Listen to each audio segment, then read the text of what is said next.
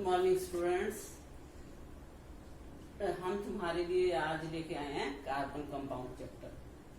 काफी बच्चे इस चैप्टर से डरते हैं, लेकिन मैं इस चैप्टर को इतने आराम से करवाऊंगी कि तुम्हें समझ में आएगा। और एक बार 10th के बच्चे याद रख लो कि कार्बन कंपाउंड चैप्टर बहुत बड़ा चैप्टर है, बहुत इम्पोर्टेंट चैप्टर है तुम्हारे सिलेबस के हिसाब से। तो इसलिए एक बार हम पहला एक एक सेंटेंस और यदि एक एक वर्ड ध्यान से सुनते चलेंगे तो हो ही नहीं सकता कि तुम्हें कार्बन कंपाउंड समझ में ना आए, गारंटी। अब पहला काम अपने को क्या करना है, हमें कोई बच्चा ऐसा नहीं होना चाहिए जिसे 10th क्लास में कार्बन का सिंबल भी ना पता हो। मुझे पता है कई बच्चे 9th क्लास में थोड़ा लापरवाही से पढ़ते हैं, तो इतना हर बच्चा याद कर ले। कार्बन का सिंबल क्या है? C। Atomic number, atomic number क्या होता है? Which tells us about the number of protons in the nucleus of the atom and about the electron revolving around the nucleus in an atom. Means it tells us about the number of electrons and protons present in the atom. In case of carbon, its atomic number is 6. तुमने 9th class में study किया है कि हम electronic configuration लिखते हैं। Nucleus के around shells में इलेक्ट्रॉन्स रिवॉल्व करते हैं।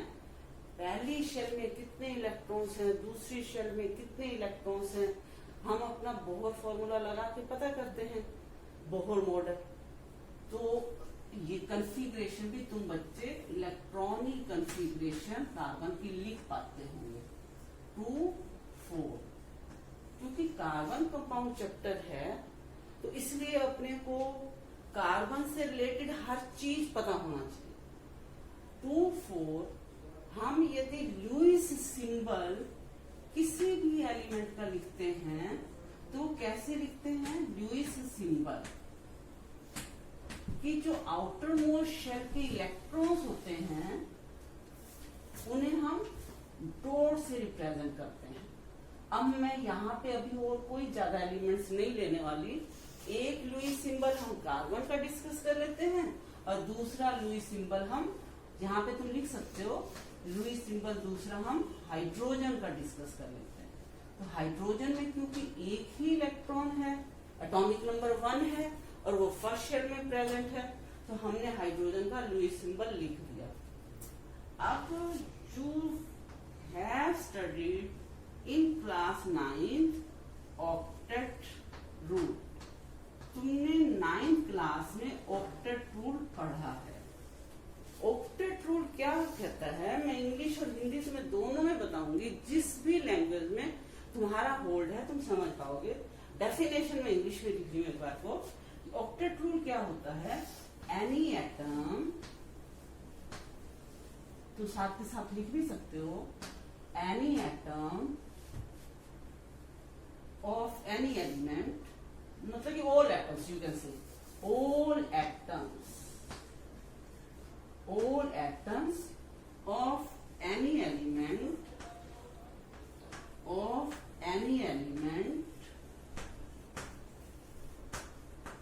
tends to have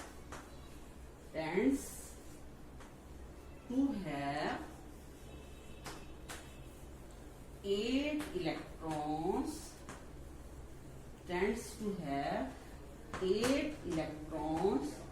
in their outermost shell,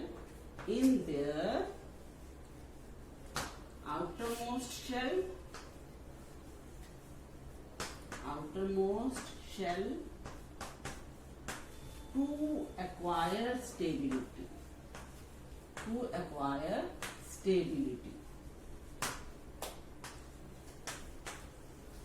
फिर मैं कहूंगी कि ये तुम 9th में पढ़ के आए हो, जैसे सोडियम का एटॉमिक नंबर 11 होता है, तो उसकी आउटरमोस्ट, उसकी कॉन्फ़िगरेशन क्या है? 2, 8, 1। आउटरमोस्ट शेल में एक इलेक्ट्रॉन होता है 1, R नहीं होते हैं।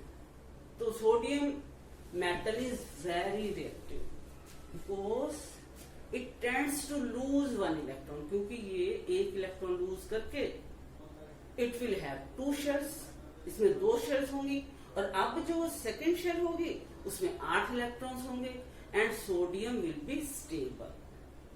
Sodium will be stable in form of sodium ion Na+। जब कोई एलिमेंट इलेक्ट्रॉन लूज करता है तो उस पर पॉजिटिव चार्ज आ जाता है, और यदि कोई एलिमेंट इलेक्ट्रॉन गेन करता है तो उस पर नेगेटिव चार्ज आ जाता है। For example chlorine atom, its atomic number is 17, its electronic configuration is 287. Chlorine is having 7 electrons in its outermost shell. Chlorine के आउटरमोस्ट शेल में 7 इलेक्ट्रॉन्स हैं, तो एक लेना चाहता है। It tends to have 1 electron so that it attains 8 electron in its outermost shell, तो वो लेना चाहता है। तो chlorine is also very reactive. Now what happens in case of carbon? हम चैप्टर कौन सा पढ़ रहे हैं? Carbon compound. तो सोडियम के आउटरमोस्ट शेल में you see there are 4 electrons, means how can carbon complete its octet?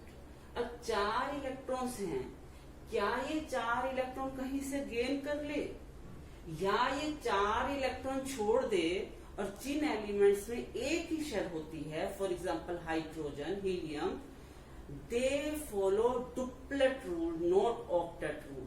तो हाइड्रोजन भी अब क्योंकि उसके पास एक ही शेल है तो 2 इलेक्ट्रॉन चाहता है।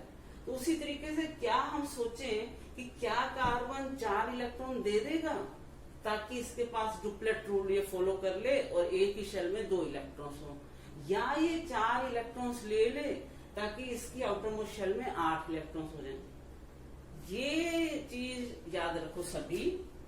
To lose 4 electrons or to gain 4 electrons, it is a very difficult process and energy requiring process.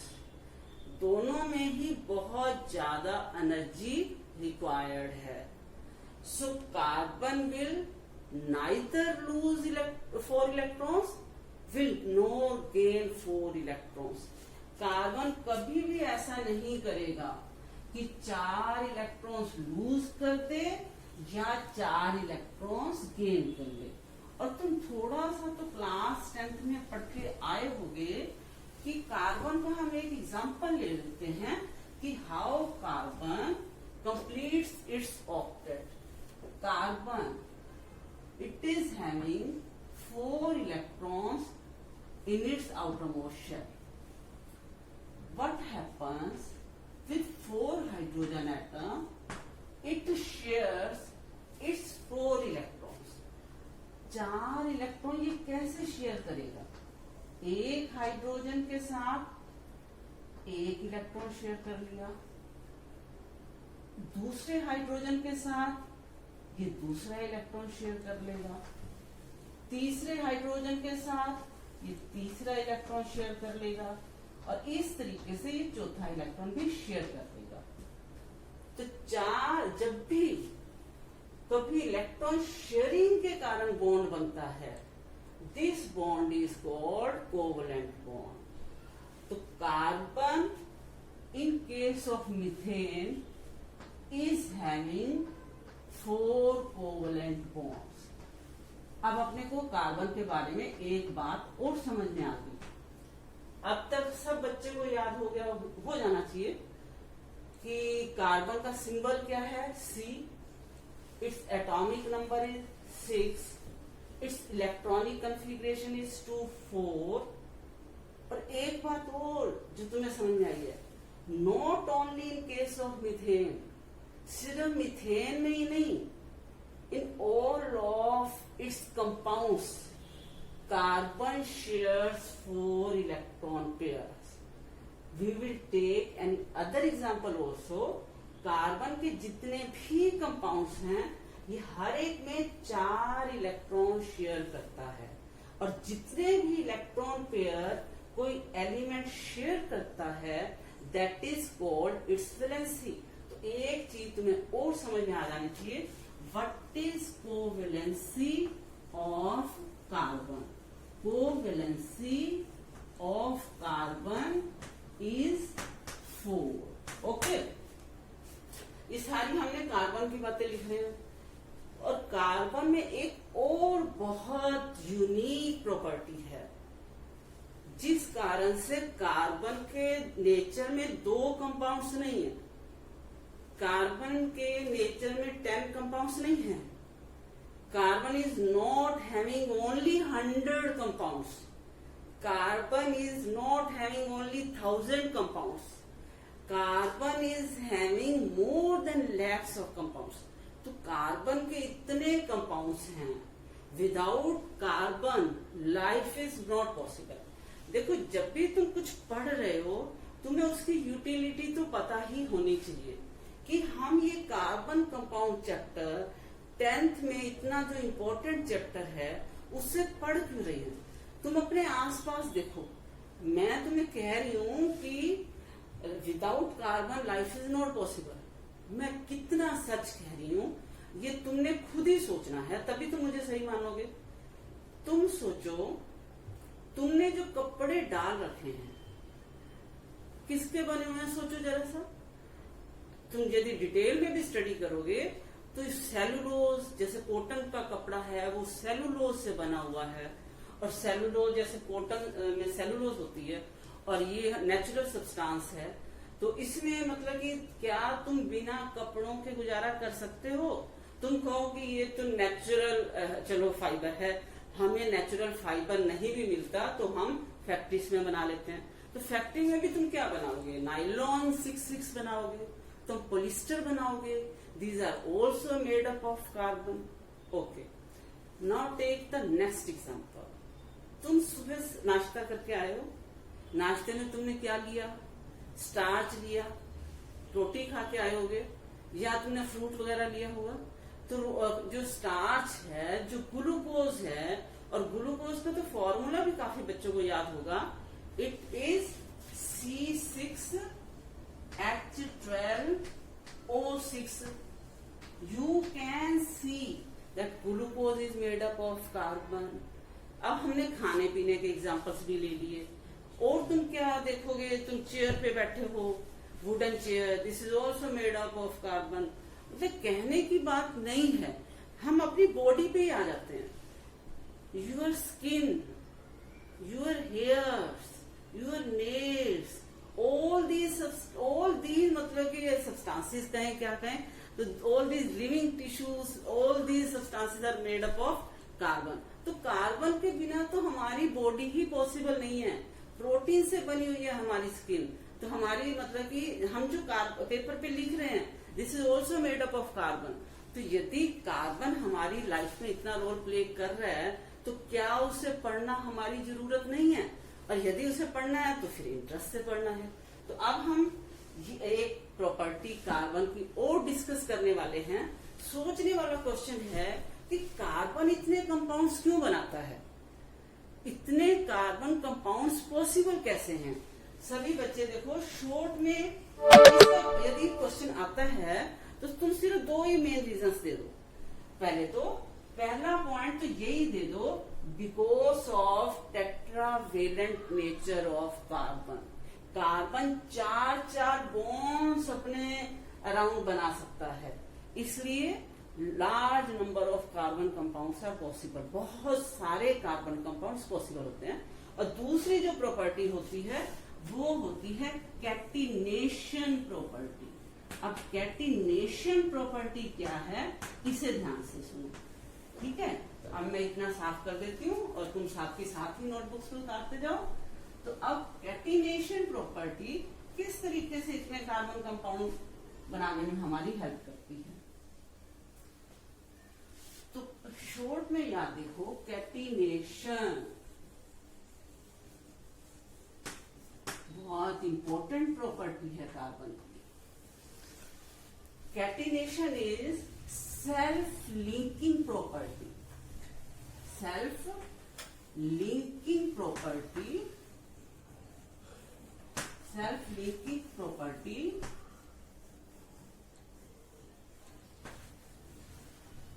of carbon atoms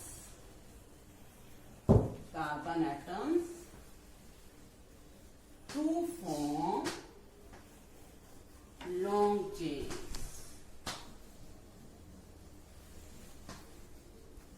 Self linking property of the carbon atom to form long chains. अब self linking property के तौर पे हम चलो ये example लेते हैं। एक कार्बन लिया, उसमें हमने 4 इलेक्ट्रॉन्स बना दिए। ठीक है, लुईस सिंबल हर एक बच्चे को लिखना आना चाहिए। तो अब इसमें देखो क्या हो रहा है, 4 इसके बन गए ना। तो पहले हम इस फर्स्ट कार्बन का केस ले रहे हैं। एक इलेक्ट्रॉन पेयर ये अपने इस कार्बन के साथ शेयर कर रहा है, नेबरिंग कार्बन जो है, और दूसरे ये जो 3 इलेक्ट्रॉन्स हैं हाइड्रोजन के साथ शेयर कर रहा है। जो इलेक्ट्रॉन पेयर शेयर्ड है उसे हम इस तरीके से बॉन्ड की हेल्प से शो कर सकते हैं। तो अब ये भी देखो ये बॉन्ड बन गया, ये भी बॉन्ड बन गया, आपस में कार्बन एटम लिंक हो गए। और बाकी ये अपनी वैलेंसी कैसे पूरी करेगा कि हाइड्रोजन के साथ इलेक्ट्रॉन पेयर शेयर कर लेगा, ये हाइड्रोजन के साथ इलेक्ट्रॉन पेयर शेयर कर लेगा। ठीक है, तो अब इसका नाम क्या हुआ? हो सकता है तो एक आधा बच्चा पहले एडवांस में काफी टॉपिक्स पढ़ लेता है और बता भी दे, लेकिन हमें 1-2 बच्चों से गुजारा नहीं करना है।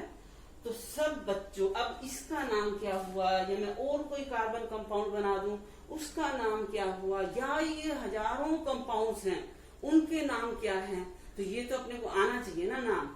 अब मान लो स्टूडेंट का नाम क्या है, मैं कहूँ उठो क्या नाम है तुम्हारा, तो नहीं तुम्हें अच्छा लगेगा ना। मैं कहूँ स्टूडेंट का नाम प्रिय है, प्रिय बेटा आप ये बताओ, तो प्रिय को भी अच्छा लगेगा और वो आंसर भी मन लगा के देगी। ठीक है ना। अब मैं कहूँ यतिश्य खड़े होके, मतलब यदि मुझे पता है नाम बच्चे का यतिश्य है और मैं यतिश्य लेके उसे बुलाती हूँ, पढ़ने को बोलती हूँ, तो उसका पढ़ने में इंटरेस्ट भी बनेगा। तो अब इन कंपाउंड्स का भी यदि तुम्हें नाम पता है तभी तुम इन कंपाउंड्स को कहाँ इनकी जरूरत है वहां पे यूज कर पाओगे। तो अब आगे पढ़ते हैं हम होमोलोगस सीरीज क्या होती हैं, ये सब पढ़ते हैं।